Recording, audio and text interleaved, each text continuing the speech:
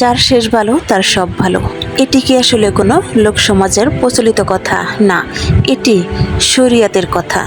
শরিয়াতে শেষেরটাকে ধরা হয়, শেষ অবস্থাকে বেশি প্রাধান্য দেওয়া হয়। যেমন কেউ সারা জীবন মুমিন ছিল কিন্তু মৃত্যুর সময় ঈমান হারা হয়ে মারা গেল, তার স্থান হবে জাহান্নাম।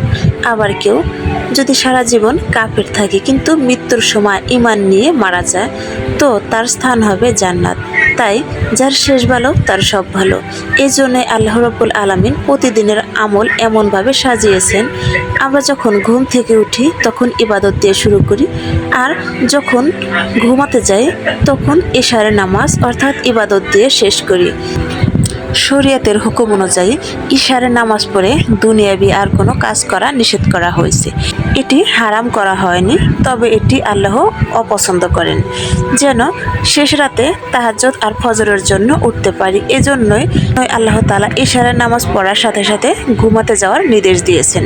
এ বিষয়ে রাসূলুল্লাহ সাল্লাল্লাহু আলাইহি ওয়াসাল্লাম বলেছেন, তোমরা ইশারের নামাজ পড়ে রাতে তাড়াতাড়ি ঘুমাতে যাও এবং ফজরের সময় তাড়াতাড়ি যাতে উঠতে পারো এবং সকাল সকাল যাতে দুনিয়াবি কাজ করতে পারো। আজকাল আধুনিক বিজ্ঞানীরাও বলে, যারা সকালবেলা ঘুম থেকে ওঠে তাদের শরীরে রোগ ব্যাধি কম থাকে এবং সকালের যে মুক্ত আবহাওয়াটা গায়ে লাগে তার স্বাস্থ্যের জন্য অনেক উপকারী। নবীজি যে কথাগুলো 1400 বছর আগে বলে গিয়েছেন, আজকাল সেই কথাগুলো আধুনিক বিজ্ঞানীরা কোরআন থেকে রিসার্চ করে।